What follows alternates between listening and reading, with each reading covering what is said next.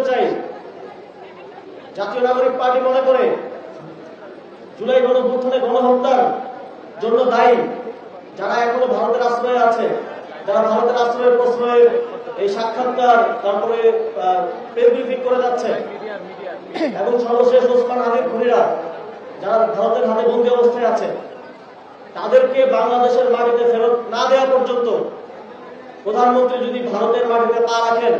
এইটাই দেশের জনগণের সাথে গাদ্দারি হবে। তাদেরকে আগে বাংলাদেশে ফিরিয়ে আনেন, তাদের ফাঁসির রায় কার্যকর করেন, বিচার নিশ্চিত করেন, তারপরে ভারতের সাথে সুসম্পর্ক হতে পারে। যারা এতদিন এখানে ফাঁসিবাদ টিকিয়ে রেখেছিল, যারা এখনো গণহত্যাকারীদেরকে